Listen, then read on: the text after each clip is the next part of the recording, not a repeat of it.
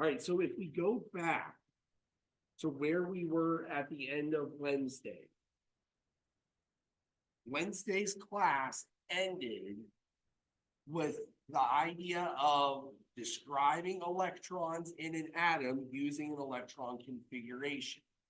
And we focused primarily on full configurations, where we describe every single electron inside of that atom. And we even ended with using orbital notation, where we, instead of just laying things out group by group, we actually were able to look electron by electron using those arrows and putting them into the orbitals that way. We're going to start today by looking at what we would call noble gas configurations or shortcut configurations. And what we're going to focus on with these noble gas configurations, we're going to be looking specifically at the outer electrons. So the shortcut that we take with noble gas configurations is that we abbreviate what are called the core electrons. The core electrons being those that are in the inner energy levels of our atom, and we focus on what are called the valence electrons, the electrons that are in the outer energy level, the ones that actually interact, the ones that actually do bonding. Now, the way that we construct this is, again, very much based on using the periodic table. So the periodic table's purpose on Wednesday was to kind of map out for us, region by region, zone by zone, how many electrons were in each sublevel, and then just kind of building our way up until we got to the element that we were interested in. We're going to do essentially the same thing here, only we're going to define our starting point based upon the nearest noble gas. So let's say that we are doing the electron configuration for calcium. Calcium's electron configuration looks like this. To make the noble gas configuration, what I do is I start at calcium and I work backward through the periodic table until I get to a noble gas. In this case, that noble gas going backward from calcium would be argon, element number 18. That element, argon, I put in brackets. And basically what I'm saying is that this configuration for argon represents these 18 core electrons. They're the same thing.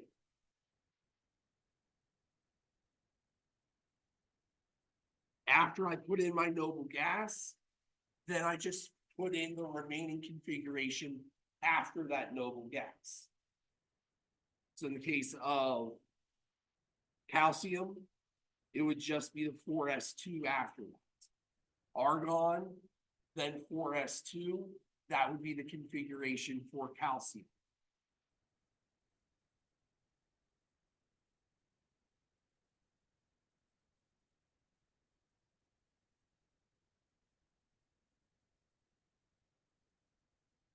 Let's look at this for a couple of other elements. So for vanadium,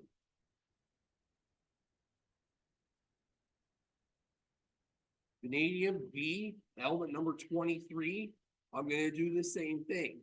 I'm going to go backwards from vanadium until I get to a noble gas.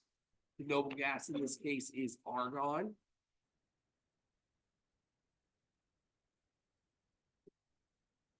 And then from argon, I'm just going to build out the remaining configuration. So from argon, I see that there's 4s2.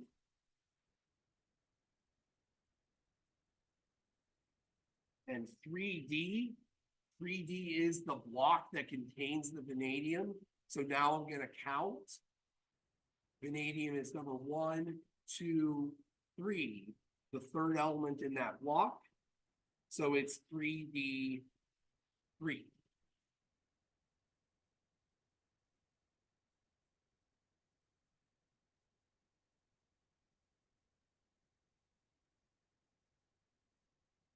I can do something similar for arsenic.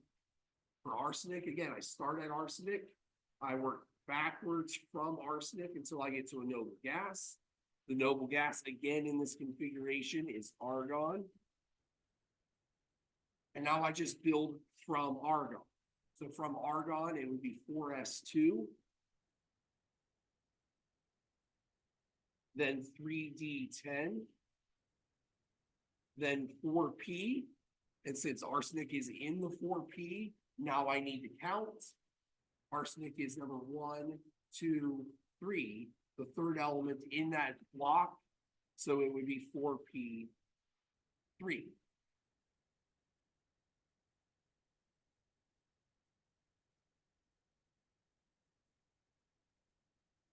So if you understand kind of the fundamental for how we built up those full configurations,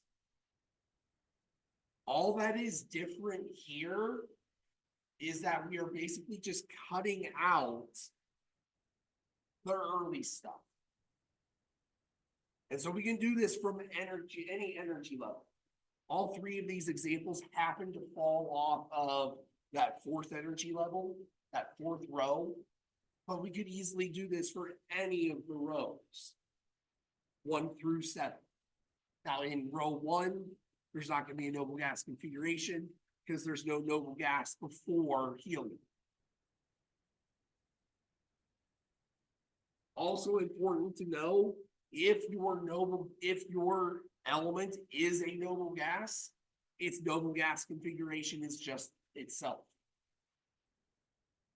So if I wanted to know the noble gas configuration of argon, I would just put argon in brackets. That would be the end of it.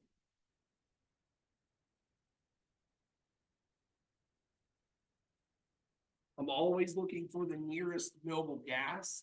I just can't go forward to get it. If I go forward, I'm talking about an atom that has more electrons, and that isn't representing what I'm looking at.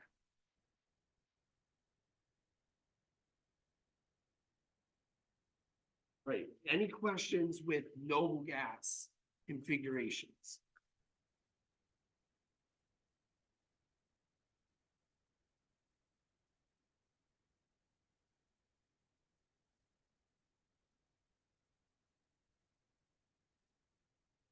Well, let's take a look at another wrinkle then. What about the configurations for ions?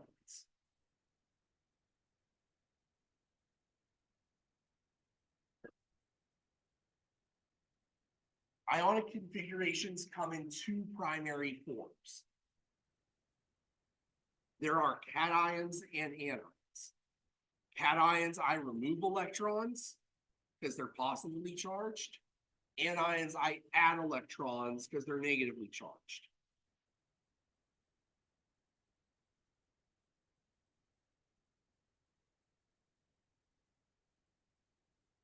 The nice thing about ion configurations is that they usually end up at a noble gas. And so their configurations are usually pretty easy to figure out.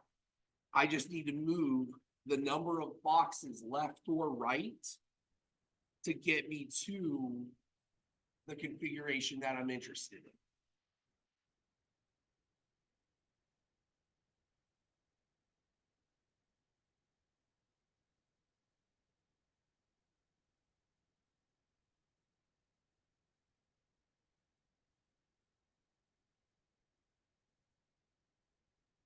So once again, The periodic table can really help us here with trying to figure out what it is I need to do, what my target is.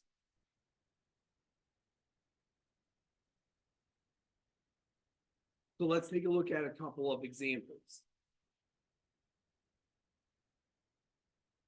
So for example, if I'm looking at the calcium ion, calcium 2+,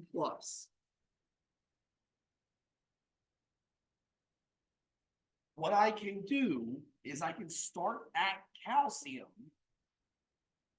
and then move backwards or forwards by however many electrons are in the charge. So since it's calcium +2, that means that there are 2 fewer electrons. Instead of starting with 20 electrons, I actually only have 18. 18 electrons would be the configuration for argon. And so to write out this configuration, I would either write out the full configuration for argon, so starting with 1s2, then 2s2, then 2p6, then 3s2, then 3p6. Or if I'm just keeping it in noble gas terms,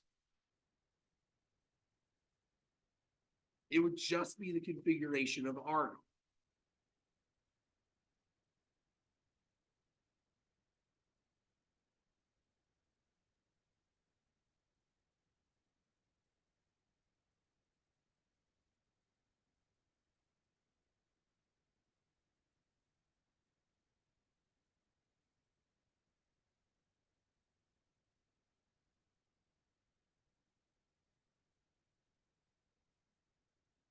Let's look at this another way.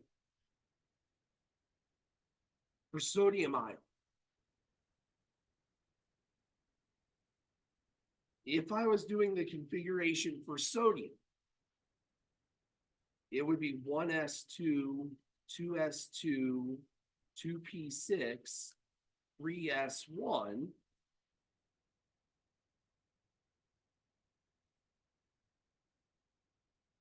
Or if I was in noble gas terms, neon 3s1.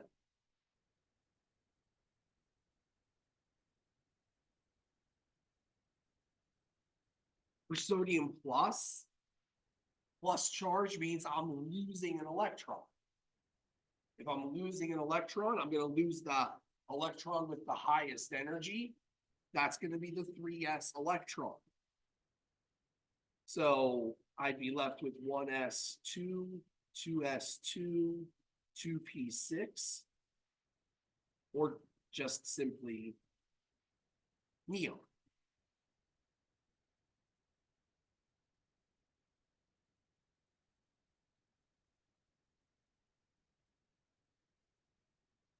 So the easiest way to approach this is really to just go to the periodic table and look at what is the element that would be represented by this many electrons. So in the case of sodium, sodium has 11 electrons. If I lose one of them, it's 10. What element has 10 electrons? It's neon.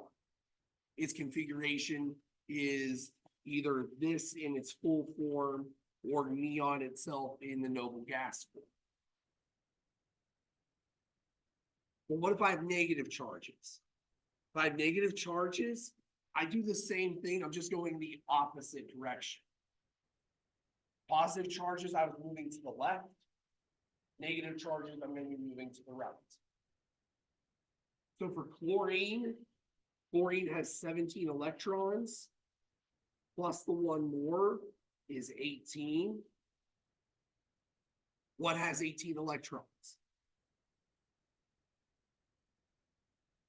Argon.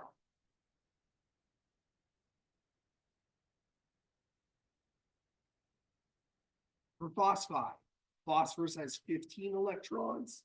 The charge adds 3 more. 18 electrons in total. What has 18 electrons? argon.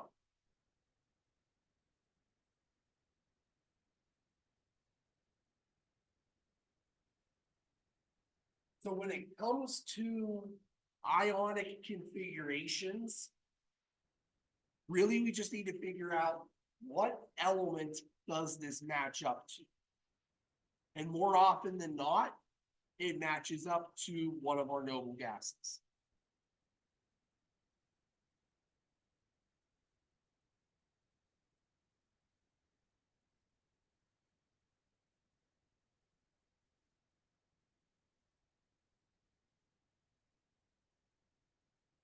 Any questions with this?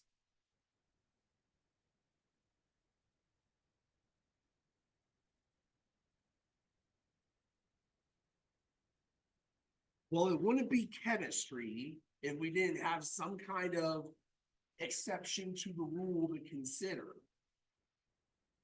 And you might have thought about this already. What if we weren't dealing specifically with the main group elements? What about those transition metals? Those transition metals are kind of funny. We know they have multiple charges. How do we handle their configurations?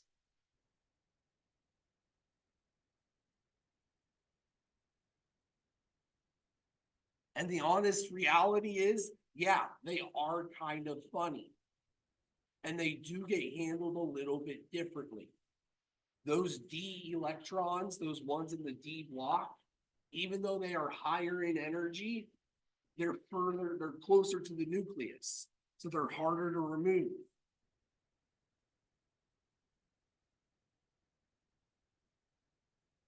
So the easiest way to handle transition metal ions isn't by moving boxes and trying to figure out what element it is. The easiest way with dealing with transition metal ions is to write out the configuration of the metal itself and then figure out what electrons need to be taken away.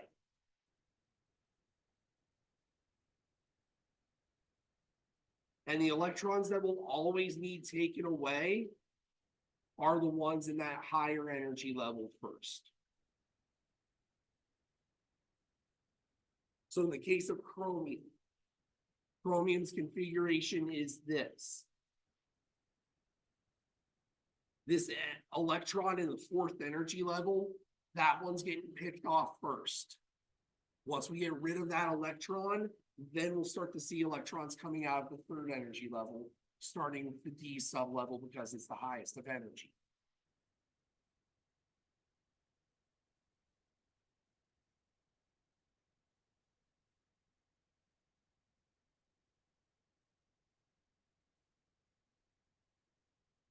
So again, the strategy here for these transition metal ions, write out the configuration of the metal itself, then figure out how many electrons you need to take out and start from the outside in.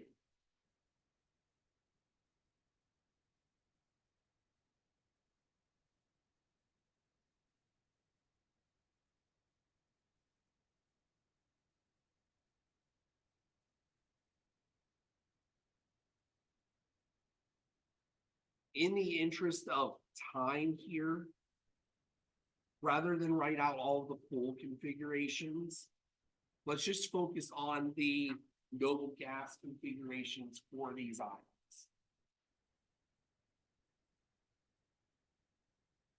So you're not going to be able to put all of those into Pear Deck easily.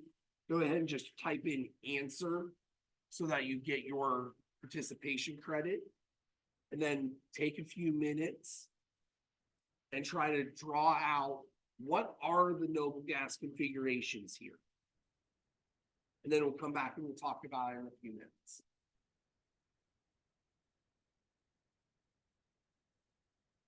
Based on my walking around,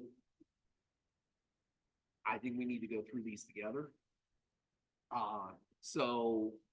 Let's start at the top here. Okay, so for the beryllium ion, First thing we need to do is we need to find beryllium. Beryllium is element number 4 here. If it has a 2 positive charge, so beryllium as an atom would have 4 electrons. With a 2 positive charge, how many electrons would it have?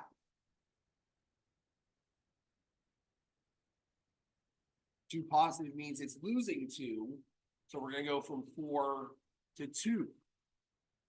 What element has 2 electrons? Helium. So, with helium, we would either be writing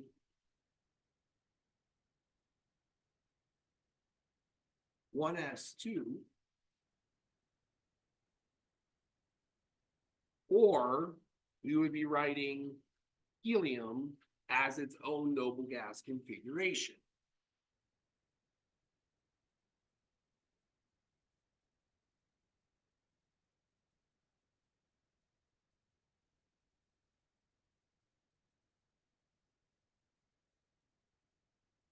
For gallium, gallium has 31 electrons in it. Now, if I have gallium 3 plus, how many electrons am I dealing with then? 28. Element number 28 takes us to nickel.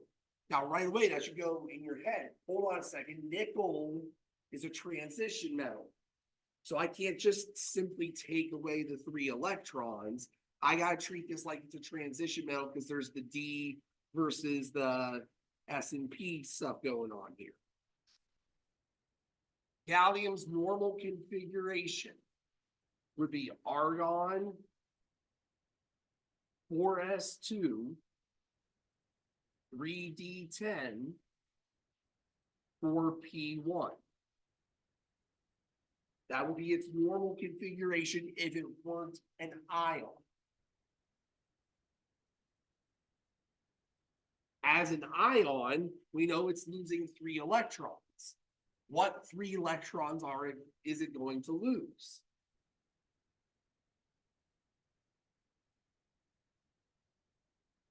It's going to lose the electrons that are in the highest energy levels. So those 3 electrons that are in the 4th energy level, those are the first to go.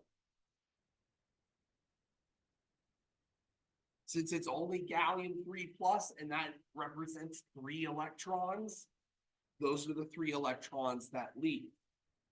So the noble gas configuration ends up being argon 3d10.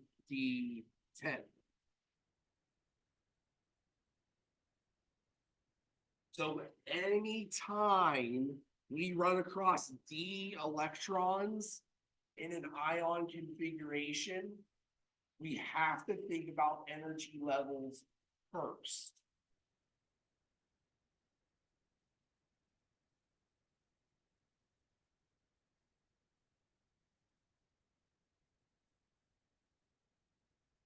All right, let's look at nitride ion. Nitrogen is element number 7. With a 3 negative charge, I'm adding 3 electrons. So I'm going from 7 electrons, 7 plus 3 is now 10. What is element number 10? Neon. So my configuration here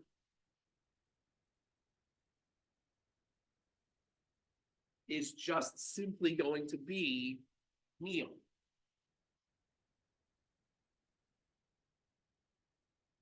So the good news is that this business with outer energy levels and inner energy levels, that really only comes into play when we're dealing with positive ions.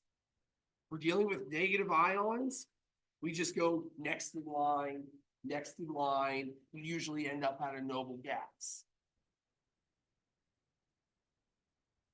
It's for these positive ions that things can get a little bit tricky if we start seeing this crossover of d orbitals versus other orbitals.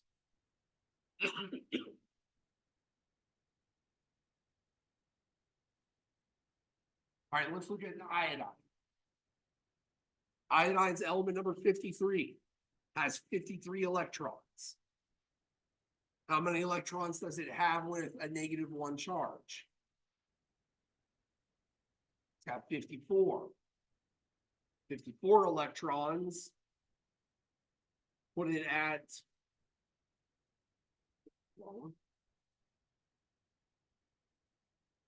the configuration for xenon. So again, we see the trend holding. Negatives generally go toward noble gases. They're a lot easier to pick up the configuration. Positives, we just have to be on the lookout for when are we experiencing d electrons. And if d electrons are involved, then we have to treat them differently. All right, let's look at titanium. Titanium is element number 22. Titanium is a transition metal. So its configuration as an atom is argon 4s2 3d2.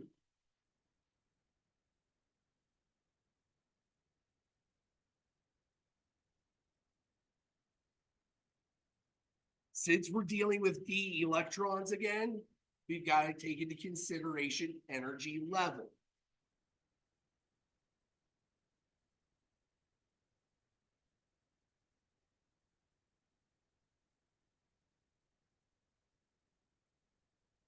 The 4s electrons are in a higher energy level than the 3d, so those are the ones that we get rid of.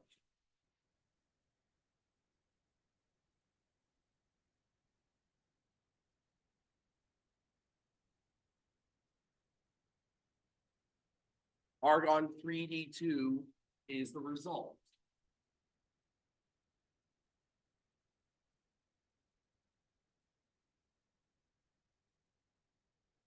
We skipped gold because that's not one of the ones we're going to cover. We're not going to look at anything that has F electrons.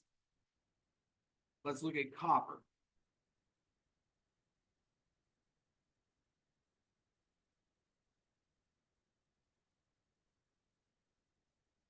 Copper is element number 29.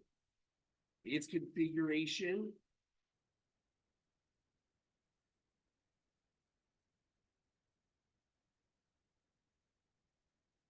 would be argon 4s2 3d9.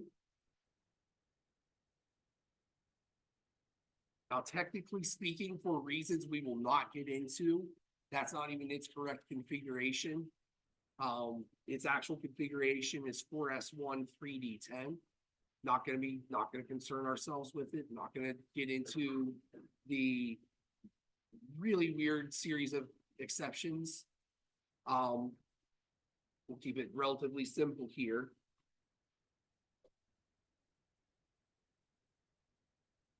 Again, we're talking about a 2 positive charge, so I need to get rid of 2 electrons. Those 2 electrons in that outer energy level are the ones to remove.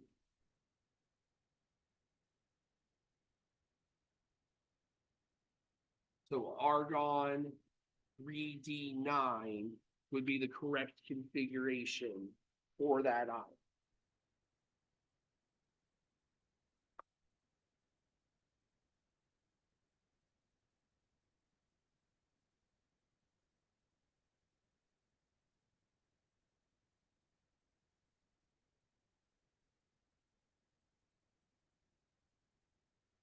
So between this and the full and noble gas configurations and the orbital configurations, that's what the post-lecture assignment over the weekend is all about.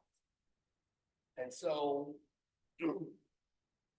hopefully between what we've talked about here today and what you will see in that post-lecture, you should have kind of a good sense of how to do these kinds of configurations.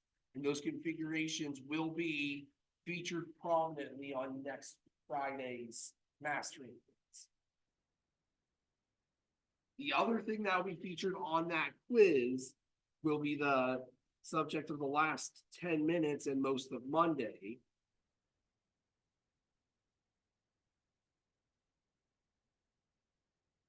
And that is, we have officially bridged over from chapter 9 to chapter 10. The one and only concept out of chapter 10 that we are going to concern ourselves with has to do with bonding.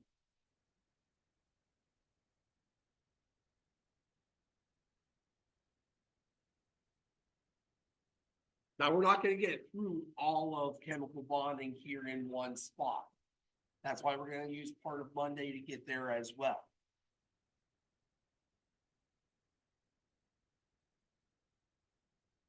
But here's the big idea that we need to focus on. When it comes to chemical bonding, we already know from our nomenclature unit that there are two primary types of molecules. There are the ionic molecules and the covalent molecules. And they're different from each other based upon how they interact. But what we can get into now, because we've had a little bit more discussion about bonding itself and about electrons overall, is we can get into a little bit more of the mechanics for how that actually takes place.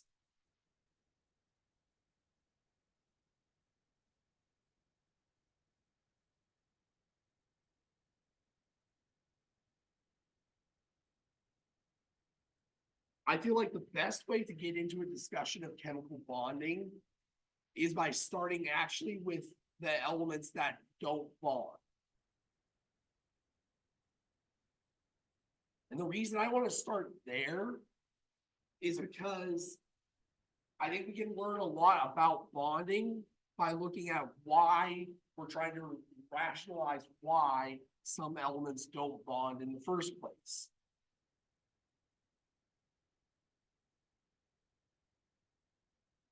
And the question is, when I look at my noble gases, the elements that do not bond, what is it about them that makes them unwilling to bond? What makes these elements so special in the first place?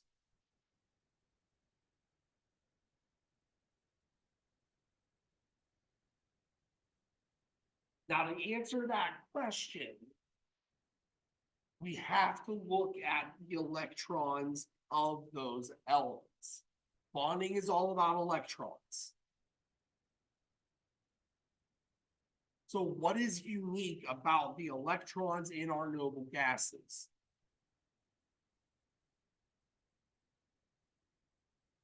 To answer that question, you have to understand there are two different types of electrons. We've already kind of referenced this, but we need to make it clear. There are core electrons. These are electrons that exist in the interior energy levels. When we talk about noble gas configurations, those are the ones that are represented by the noble gas. And what is striking about those, they don't bond. They have nothing to do with chemical bonding.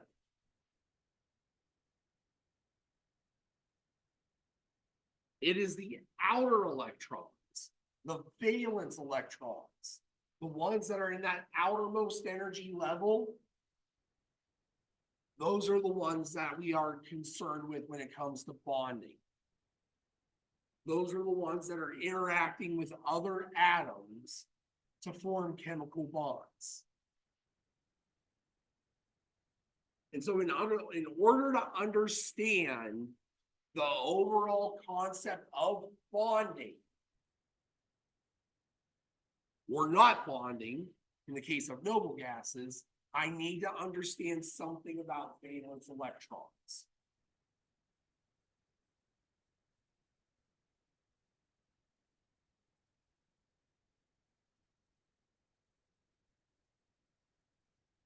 Now, the true key concept of valence electrons comes down to how many valence electrons are there. The way to understand how many valence electrons are present in a given atom is to go back to the periodic table. Now, on the periodic table,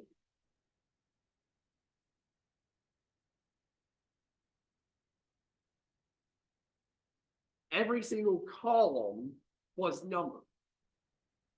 On the tables I gave you, that was the information that you had. Group 1, group 2, group 3, 4, 5, 6, all the way to 18. In the periodic table in your book, there's also another numbering system that has A's and B's associated with it. That numbering system is something called the CAS numbering system. And what's most important and useful out of the CAS numbering system for us is that the number attached to the A in that system tells us how many valence electrons there are in that column. Now, if you're just looking at your periodic table, the one I gave you, we can get the same thing simply by taking 10 off of the group numbers on the right. So instead of 13, it's 3. Instead of 14, it's 4. Instead of 15, it's 5, and so on. So where that gets us is that when we look at something like the halogens, the fluorine group, group 17, group 7A, those elements have 7 valence electrons.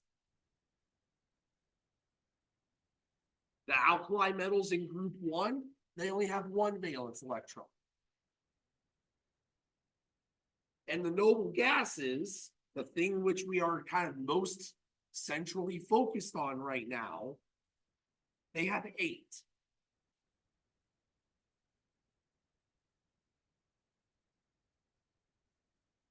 And it turns out there's something special about that number 8.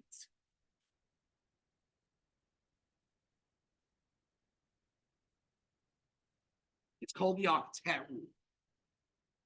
The octet rule tells us that 8 valence electrons represent some form of stability for an atom. And so through bonding, atoms are going to seek to hold 8 valence electrons in its outermost energy level. Now, there are a variety of ways that they can do that. They can add electrons to get to 8. They can subtract electrons to get to 8 and form ions, or they can share electrons to get to 8. But the bottom line is this: they have to end at 8. And that ultimately explains why noble gases don't bond. If the whole goal is to get to 8, the noble gases are already at 8. And so they have no reason to bond. In fact, bonding would break them out of having 8. They'd have more than 8. They'd actually lose stability in the process. So where we'll get to on Monday is we'll start looking at how can we use the periodic table to determine the number of valence electrons, and how can we use that information to predict charges for ions and bonding when we form covalent compounds with given elements. Before you leave, go ahead and hit that last question there, get that last participation point, and I'll see you next week starting on Monday. Have a good weekend.